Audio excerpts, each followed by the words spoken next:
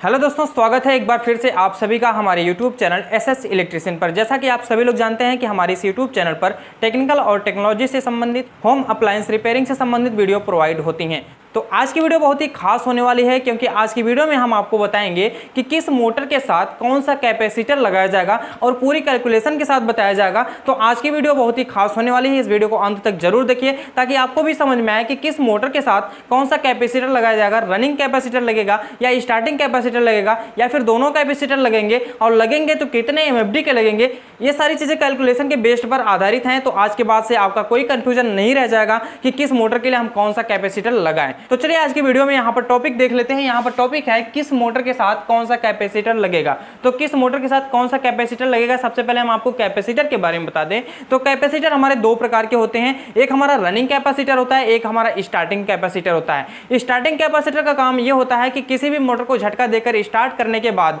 उसका काम खत्म हो जाता है, यानी कि किसी भी मोटर को झटका देकर स्टार्ट करना स्टार्टिंग कैपेसिटर का काम होता है।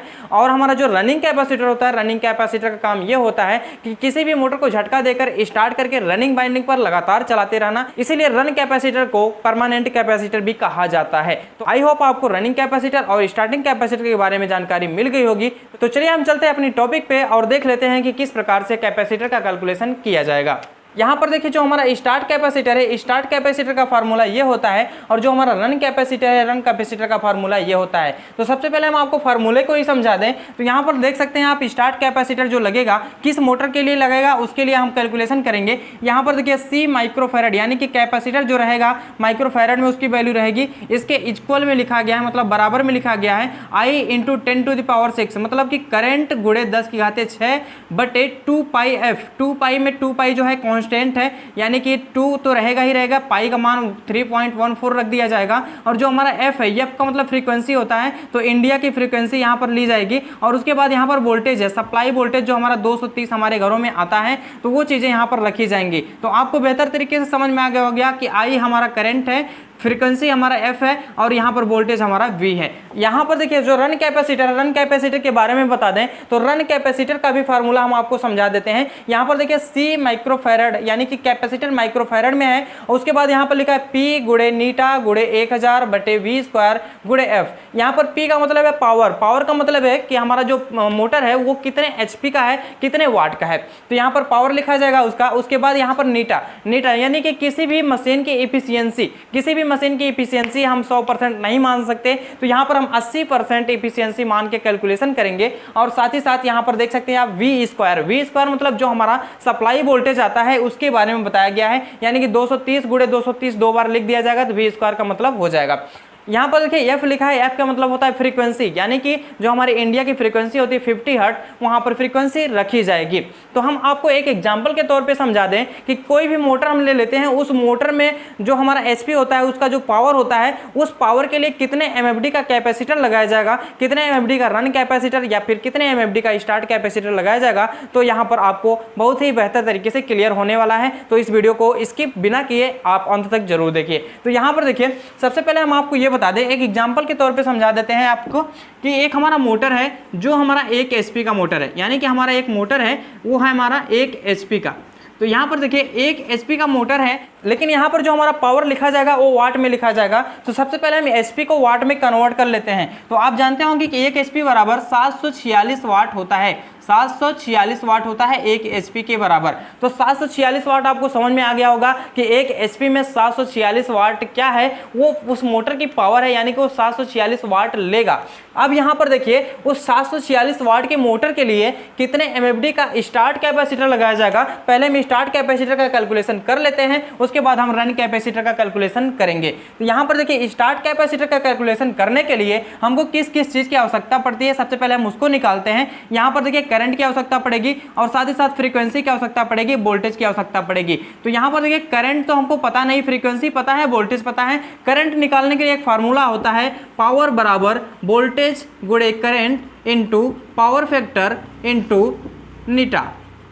नीटा जो होता है परसेंटेज में होता है, किसी भी मशीन का जो इफिशियंसी निकाला जाता है वो परसेंटेज में निकाला जाता है। तो यहाँ पर देखिए पावर बराबर वोल्टेज गुणे करंट गुणे पावर फैक्टर गुणे नीटा, यानी कि ये इफिशियंसी है मोटर की। अब यहाँ पर देखिए जो हमारा पी है, पावर है, पावर कहाँ है यहाँ पे, तो यहाँ पर देखिए पावर हमारा 746 है, तो यहाँ पर हम लिख देंगे 746, यहाँ पर हम लिखेंगे 746 इक्वल टू वोल्टेज कितना है 230 हमारे घरों में आता है, हम 230 स्टैंडर्ड मान के यहाँ पे लिखते हैं।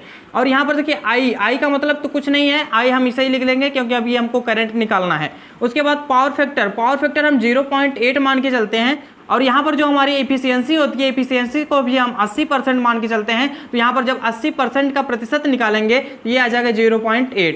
अब यहाँ पर देखिए कैलकुलेशन करना है, तो यहाँ पर लिख देते हैं 746 इक्वल टू 230 का गुणा 0.8 में करेंगे तो 184 आएगा, और 184 का जब गुणा 0.8 में एक बार फिर से करेंगे तो यहाँ पर कितना आएगा हम यहाँ पर देख लेते हैं। देखिए कैलकुलेटर के माध्यम से हम इस चीज़ को देख लेंगे, 230 इंटू 0.8 इंटू 0.8, तो यहाँ पर देख सकते हैं आप 147.2 आ रहा है। तो यहाँ पर हम लिख लेते हैं 147.2, तो 147.2 इंटू आई।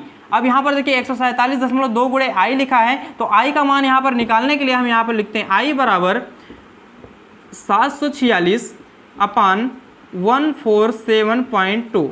अब हम यहाँ पर कैलकुलेशन करते हैं, करंट का मान यहाँ पर निकल कर आ जाएगा 746 डिवाइड बाई 147.2। यहाँ पर देखिए 5.06 एम्पियर करंट आ रहा है, यानी कि आई बराबर आ रहा है 5.06, 5.06 एम्पियर यहाँ पर हमारा करंट आ जा रहा है। तो यहाँ पर जब हमको करंट मिल गया, तो करंट मिल जाने के बाद अब इसमें कैपेसिटर कौन सा लगेगा एक एचपी के मोटर के लिए, हम इस फार्मूले के बेस पे निकाल सकते हैं। तो चलिए हम इस फार्मूले पे इसको रख देते हैं और देख लेते हैं कि यहाँ पर कैपेसिटर कितने एमएफडी का लगाया जाएगा।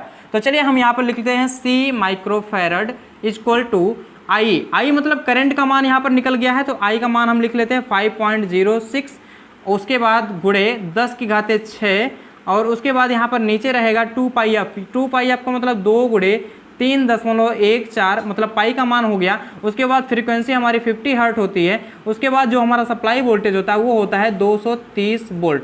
अब इसी को कैलकुलेट कर लेना है। कैलकुलेट करने के बाद जितने एमएफडी का कैपेसिटर निकलेगा उसको हम लिख देंगे। तो चलिए हम कैलकुलेटर द्वारा कैलकुलेट कर लेते हैं। यहाँ पर आप भी कैलकुलेट कर सकते हैं, तो हम कैलकुलेटर के द्वारा जल्दी से कैलकुलेट करके इसको यहाँ पर लिख देते हैं।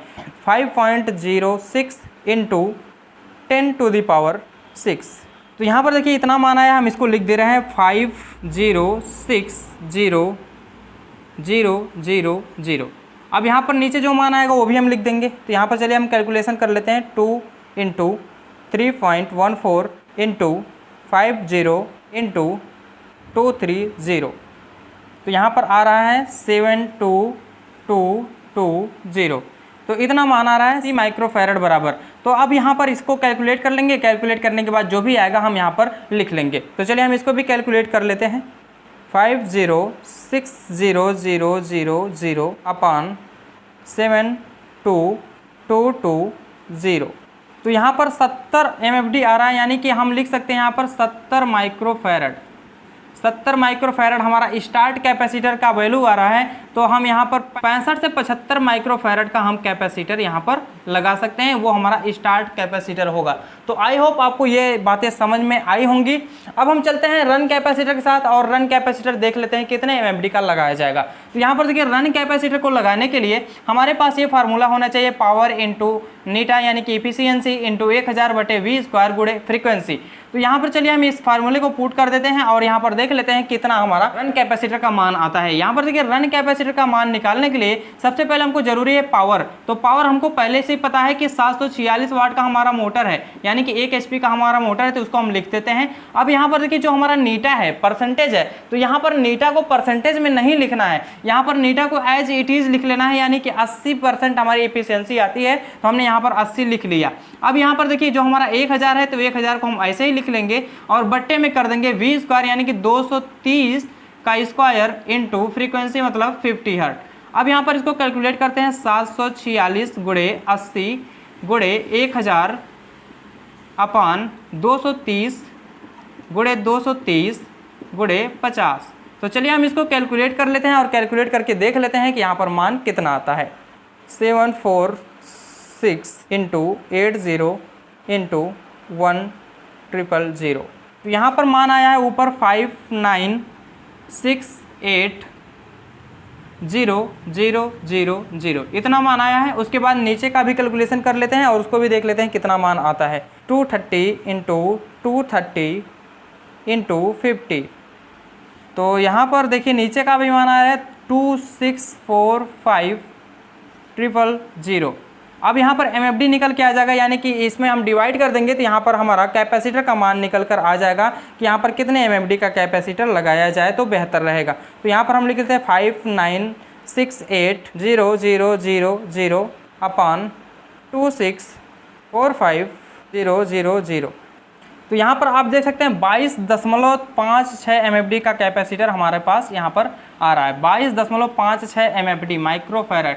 अब हम यहाँ पर 22.56 माइक्रोफैरड आ रहा है मान, तो इसको हम नियर अबाउट में 25 या 24 माइक्रोफैरड लिख सकते हैं। तो यहाँ पर देखिए जो हमारा रन कैपेसिटर लगेगा वो हमारा 24 MFD का लगेगा, और जो हमारा स्टार्टिंग कैपेसिटर लगेगा वो हमारा 65 से 75 MFD तक का लगेगा। तो आई होप आपको ये वीडियो समझ में आई होगी कि किस प्रकार से कैपेसिटर का मान निकाला जाता है कितने HP का मोटर के लिए। आप इसी प्रकार से आधे HP का, 2 HP का, 3 HP का, चाहे जितना मन उतना ही वाट का हो मोटर या फिर HP का मोटर हो, आप वाट में पहले उसको कन्वर्ट कीजिए, उसके बाद ये फार्मूला दोनों रखिए और उसके बाद आपको पता चल जाएगा कि रनिंग कैपेसिटर कितने MFD का लगेगा और स्टार्टिंग कैपेसिटर कितने MFD का लगेगा। तो आई होप आपको ये जानकारी पसंद आई होगी। अगर आपको ये जानकारी पसंद आई तो दोस्तों में शेयर कीजिए। चैनल पर नया है तो चैनल को सब्सक्राइब करके बेल आइकन को प्रेस कर दीजिए ताकि आपको आने वाली सभी इंटरेस्टिंग वीडियो का नोटिफिकेशन मिलता रहे। तो हम मिलते हैं अब अगली वीडियो के साथ, तब तक के लिए धन्यवाद। जय हिंद।